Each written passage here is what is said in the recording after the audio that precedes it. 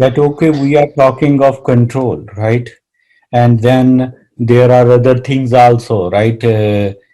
Creativity and innovation, which is the last topic left in this course, right? So, I mean, are these things something that helps in controlling? The ones that I am underlining now: rules, regulations, procedures, policies, standardization, right? Standards you set up in terms of time and whatever, right? And then well-defined job description, budgets. Yeah, if you have a job description, right, and the standardization and policies and procedures and rules and regulations and budgets, then you know within what boundaries you have to operate. So this is first step in controlling, right? So it would help in control. But these controls are a good control. Yes, they are good control. The only problem is that their name in itself is such that has its own limitation, right? Bureaucratic, right? When you hear about that term, bureaucratic, is there something that comes to your mind? Okay, bureaucratic. It's okay. Control will be fine. In bureaucratic structures, controls are fine, right? That they are doing well because they control bureaucratically, right? But the very name creates some doubt that there is a little freedom. And the last topic of this course is about three things: creativity, creativity, first thing, and second thing is innovation, and third thing is change. So, three things: creativity, innovation, and change. So, bureaucratic systems don't help in creativity and innovation. They are too tight. You don't have time to experiment and being innovative. So, the last topic for this course is, if yeah, this one. This is chapter 12, last chapter: creativity, innovation, and change. Three topics actually are combined here. These are very challenging topics. These are very broad topics, right? So you kind of need, this is one thing I would request here, I always need a broad mind to understand it conceptually, right? These are very, very abstract topics, right? Creativity, right? The way I can, why, how I say that, like why I say that abstract topics, right? So abstract topic is like I can show you a process, step one, step two, step three. It becomes very visual, and it becomes very precise, and you can write specifics of it, right? And it would make more sense, right? Some topics, these three topics are very abstract topics, right? So creativity, innovation, and change, right? And it requires me to have a very broad mind, and broad, I will just get a broad understanding of it, right? Unless and until I do some actual creativity or innovation, then I can show it very concretely, right? But here we are doing the creativity, innovation, and change 101, right? 101 means we are talking about the basics of these things, and we will have a conceptual understanding of that, right? So here actually two things have been defined: creativity and innovation. When I was a high school student, and trust me, I always thought, and from whatever was taught to me, that creativity is everything, in the sense that I always thought that creativity matters, right? Uh, and but I now recognize, when I did business courses, I recognized this thing. That's why I highlight it, I underline it. Creativity by itself is not enough. And it took me years to realize that. Because when I was reading in high school, I always thought ability to generate new ideas is the most awesome thing that which a person can do, right? So this is what I thought. Creativity is okay. Any way, any technique you use, and do you come up with new ideas, novel ideas? But here it says creativity by itself is not enough. Why creativity is not enough?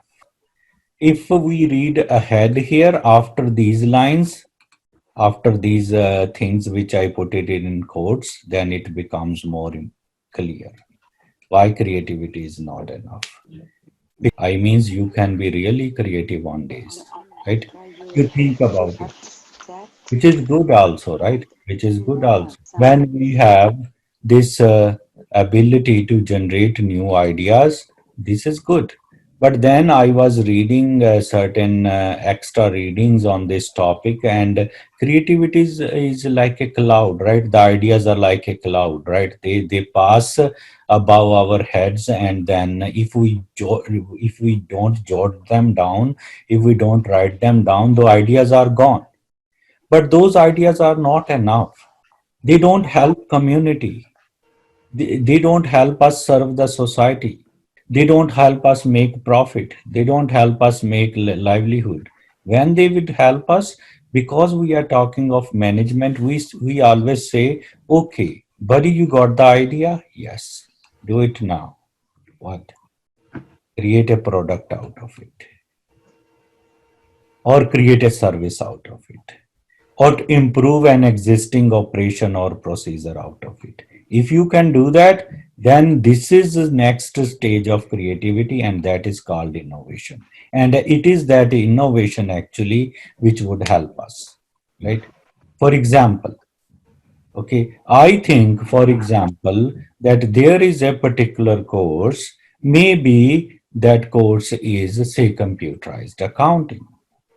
And I know reading a book does not help, right? Reading a book is like you are reading, and you are learning a software. How can you learn software by just reading a manual? This is my idea, right? It is important idea. This is creativity, okay? That reading an instructional manual about a software is something that does not help most of us. Most, right? Some people are very good readers. They can understand things very well, and then they can learn software. Yes, these people are there, but for most of us, it does not help much. Now, this is idea. This is creativity. Idea has come, but does it help you? No, it does not help anybody. Now I need to do what? From that idea, I need to create something. Okay, now I do sit on this idea and I try doing innovation. It means I have to create a useful product or service out of it. Now, suppose I said, okay, I will do what? I will operate on the software. This is computerized accounting software. And I will show that this is how it is done. Go to this place, click on this, do this, and then I create all the instructional videos by recording the screen of what I am doing and explaining at the same time, and I create those instructional videos, right? Okay, this is how you create company. This is how you add suppliers. This is how you add customers, right? And this is how you prepare journal entries. Suppose I do that and I create a package of product that, okay, this is instructional package to learn this software which has maybe 20 instructional videos. That is a complete packaged product, and that is innovation, and that would help actually. We say creativity is good, but when we come to business, we become little more practical. We are no more artist.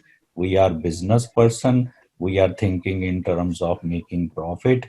We are thinking in terms of serving society. Then we need a product or a service or something which is process improvement from that idea. right? That is what it is, right? So that is why the artistic interpretation of creativity is different from a business person's interpretation of creativity. Thank you. Let us discuss this question. Let me here, I'm putting this in kind of a box here. I'm highlighting those. Now, some people think creativity is inborn, others think that these can be improved with training. What is your take? Yeah, so creativity is inborn for some people, and some people can acquire it with the training, right?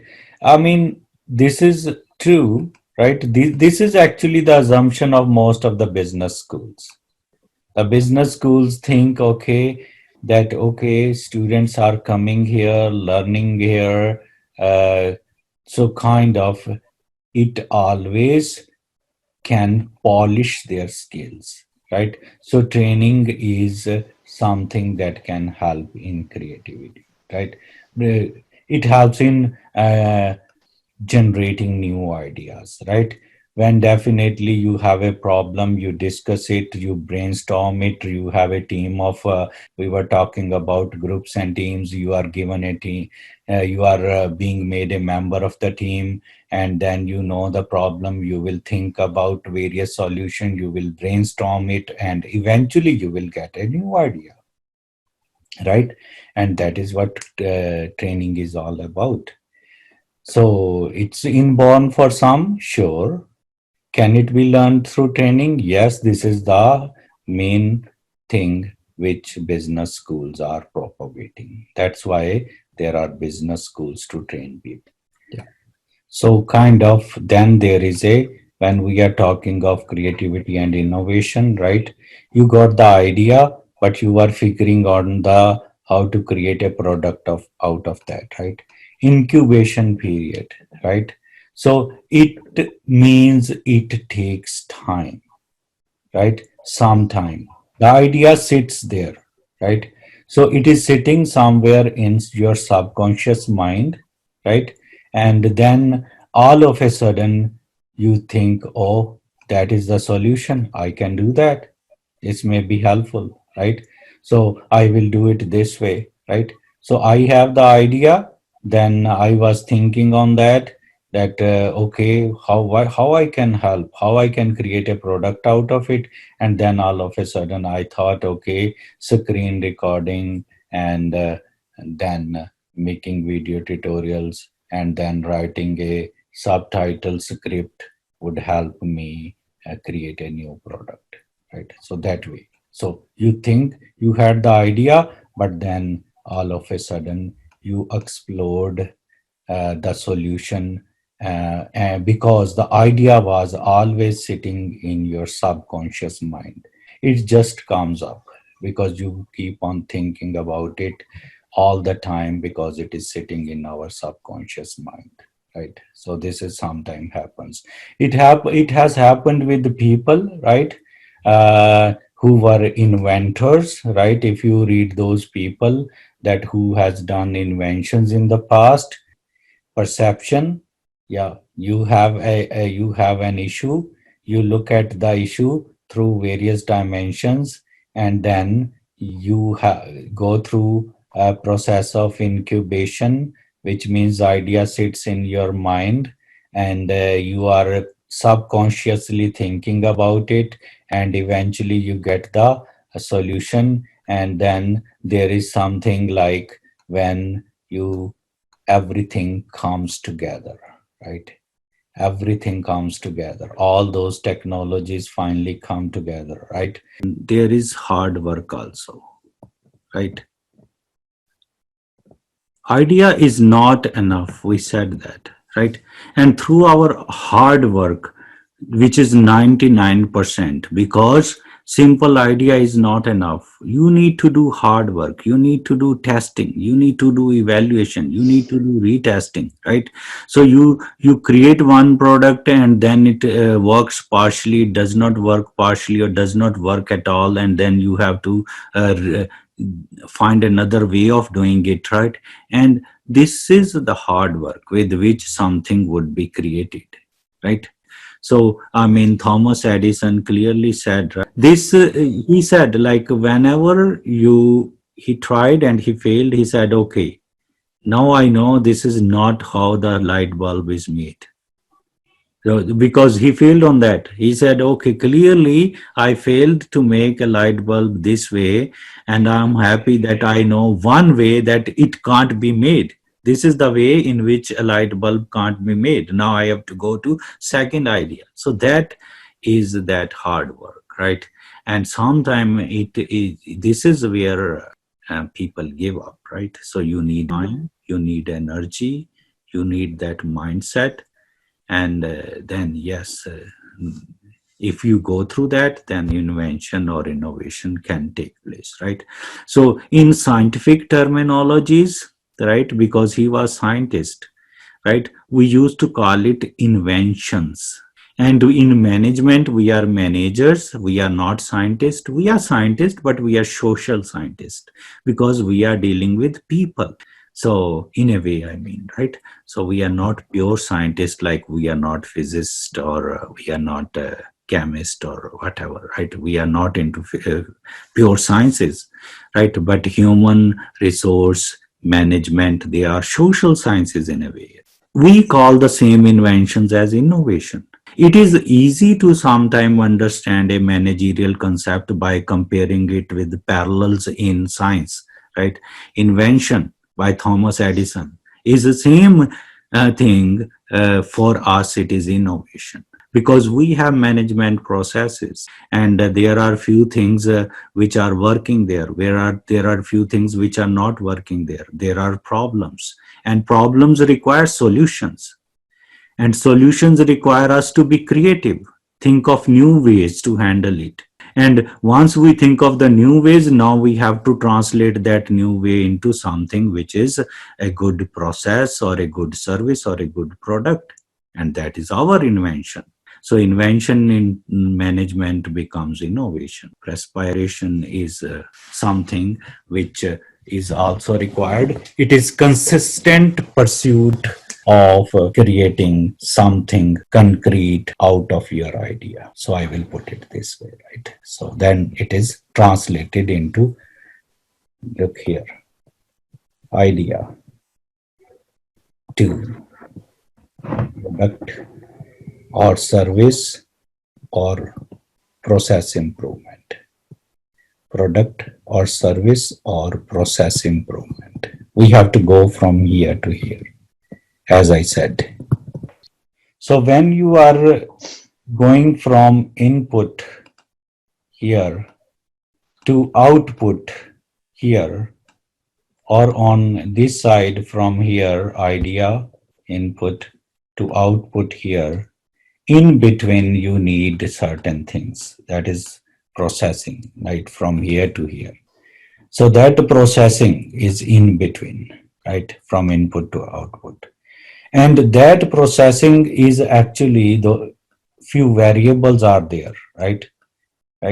So they can go in your favor, and you will be able to make innovation quickly, and your innovation would be better than others. Or these variables may not be in your favor, and your innovation may not be successful. So it is all risky thing. And those three things, according to the book, are structural variables, human resource variables, and cultural variables, right? So three things matter: people matter, human resources, organizational culture matter, and organizational structure matters. This is according to the book, right? These three things are really, really important, right? When we are in the process of innovation, these stimulate innovation. If they are there, they are conducive, they are favorable, innovation is bound to happen. Let us talk a little bit about three of these, starting with the structural, right? We have to talk three: structural, human resource, and cultural, right? So here they are talking of a structural first. Yes. Here clearly tells that, okay, Last time I said this thing, right? When I was talking of bureaucratic structures, right? I said they help you in control. Good job. So for control, bureaucratic structures are doing good job. But those bureaucratic structures, do they help innovation? I doubt it. Then they say organic type structure actually positively influence innovation, right? So this is research, right? This is not I'm saying it, right? So this is how management experts have thought, right? And then what you need is less formalization, right? When you are innovating, you can't go with existing rules, policies, and procedure, because innovation requires going out of box, thinking out of box, right? So this out of box thinking is possible when you are out of the bureaucratic procedures. So kind of, this is one thing. So organic type of structures, because we are talking of structures, they are more uh, positively influencing innovation when there is less formalization, less centralization, and everybody has open opinions. Then frequent communications between organizational units to also break down the barriers to innovation, right?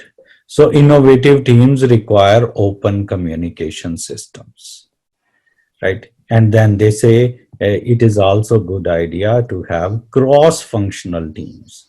So the cross-functional team, they say they are good because they help us looking at the same issue from various perspective, right? I mean, these are big words, right? They are not easy to, and I mean, digest sometime.